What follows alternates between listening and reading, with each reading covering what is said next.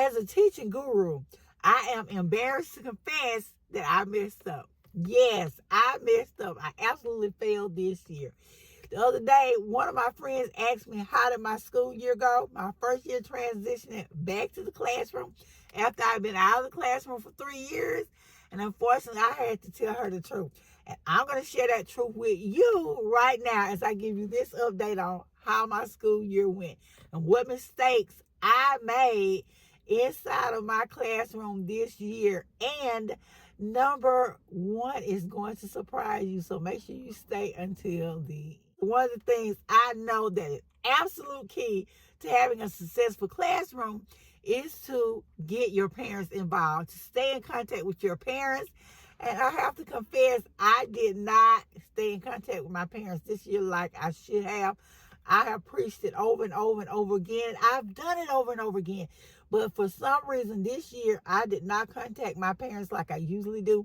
I did not send out my usual classroom newsletter. I did not call my parents on the phone as much as I did years before. One of the reasons why is because I was at a new school and they did not have the old systems like I'm used to. I'm used to a program we had called School Status, where I could just click on and have a student's parents immediately on the phone and call them from the comfort of my classroom, from the comfort of my computer, without having to use my personal phone or give out any of my personal information. Unfortunately, that was not the case this year. I did not have a phone with an outside connection inside of my classroom, so I could not do that. I did not have a way to call them without using my personal phone. I would have to go over and walk over to a whole different building and get to the office to use the phone, call my parents, and it was a task. So I did not contact my parents as much as I used to. Also, I was new to the school district, and I did not know my parents like I knew my parents before. So we had not built those relationships, and as a result, I did not have as successful of a school year as I probably would have if I had contacted my parents. When we talk about the 5 biggest mistakes I made this year, what did I fail at? That has to be my number 5, not contacting my parents. Our expectations determine how well our students do or do not perform for us. And unfortunately for me this year, this has to be my number 4 biggest mistake I made this year. I did not reinforce my expectations with my students like I usually do. My students over the years have known exactly what I expected from them. They knew exactly how I wanted things done, and I just was so used to coming in and telling my students what I wanted, what I expected, and them dancing to my music. This year I had a totally different set of children. I was in a totally different state, a totally different school district, and things just did not go the way I usually have them go. I have to confess that I did not constantly reinforce my expectations. I did not post my expectations like I usually do around my classroom. And this has to be one of the greatest mistakes I made. Our students are going to rise to the level of our expectations. And as a veteran teacher, I have to confess that I knew better, but I didn't do better this year. This year was a trying year for me. And so I was in a whole different lane, a new school system, and things were just totally different for me. So that's my number 4 biggest mistake I made this year. I absolutely failed at explaining and reiterating my expectations for my students this year. My number 3 on my list of things that I am just so ashamed of is boundaries. I did not explain my boundaries as well as I should have with my students. My students did not understand about boundaries. They crossed a lot of my boundaries this year. I had a new set of students. I left elementary school where I had been for the last 3 years with students who were sweet. Not to say these students were not sweet, but they definitely were not the little babies that I was accustomed to. These students expected to do whatever they could get away with. They tried my patience, they tried my nerves, and they pushed my boundaries as far as they could go. And so I caught myself in the year. I said, you know what? I've given in to a certain extent. I have allowed them to go past my boundaries. And I'll never forget when that little girl told me, Miss Shields, you got to be firm. You got to set some clear boundaries. And I was shocked. One of my students, my 7th grade student, told me this. She said, they're just doing too much. You're letting them go to it. You're too nice. You're just too nice. And I have never heard that one. You're too nice. You're too sweet to these children. You got to set some rules. You got to put your foot down. And when she said that, I knew I had failed epically. When she told me that, and that's my number 3 biggest mistake I made this year. This is where I failed. So far, I've shared 3 of the biggest mistakes I made this school year. And I have to change those.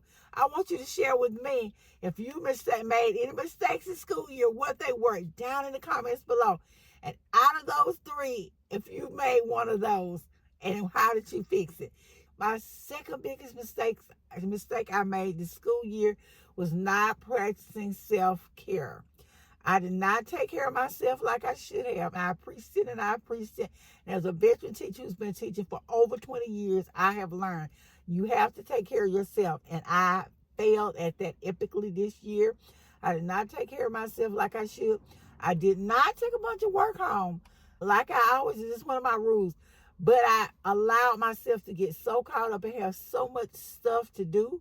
So many things. I got caught up doing all the things and doing the extra and being frustrated. I didn't take care of me like I should have. And as a result, I ended up with some health issues that could have been avoided if I had done what I always preach. I am not a big people pleaser, but I caught myself doing some things to please other people, other family members, loved ones that I should have said no to. That again comes back to those boundaries this school year. And so I let myself down and I did not take care of me like I should have. My health paid the price for it. When you look at teacher burnout, you know that there are so many teachers leaving the profession. They have had up to here with all the extra paperwork, all the extra duties, all of the things we're dealing with the parents, dealing with the school board, doing so much work and getting so little pay that they have called it off. And so to protect their health and to protect their sanity, they have decided to leave the classroom. And I said, you know what? I have to be absolutely crazy to sit here and allow this job to affect me mentally and physically like it did this year. And I will not make that mistake again. So that was my number 2. My number 1 mistake that I made this year. And I was shocked I made it, but I did it and I failed and I knew I failed. I did not put systems in place. I did not. Usually over the summer or before school starts, I set up a plan of how I'm going to run my classroom. I set up by month the themes I'm going to do. I used to do a list of my vocabulary words I'm going to cover, what I'm going to emphasize by month. I didn't do that. As a result, I paid the price. I was constantly playing catch up. I was running around. I couldn't seem to find myself. I didn't know where I was. And I said, you know what, LaWanda, this is not like you. But I allowed myself not to set up those systems, and I paid for it. I paid for it. I paid for it. I'm going to tell you, like I always preach, before you go into another classroom, myself, talking to me and to you, be sure you set up some systems on how your classroom is going to operate, some systems on how you want to do everything. And speaking of systems, make sure you have a support system in place to help see about you. Again, I did set up those systems for running my classroom. I did not set up my support system like I should have, and my body, mind, and me, my classroom. We all paid the price this year.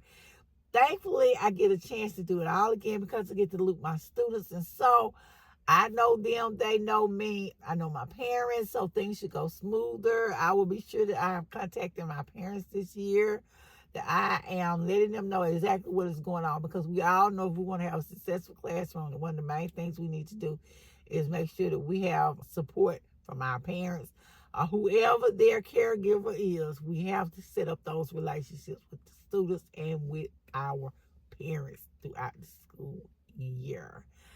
I am also going to make sure that I take care of me, that I explain my expectations from the jump, that they are posted throughout my classroom, and that we constantly revisit them until they are ingrained within my students' minds.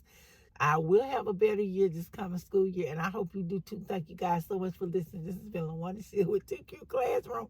And as I said, if you have any advice for me, please share it in the comments below so that I can make sure I don't make these epic mistakes again in the coming school year. I'll see you guys in the next video.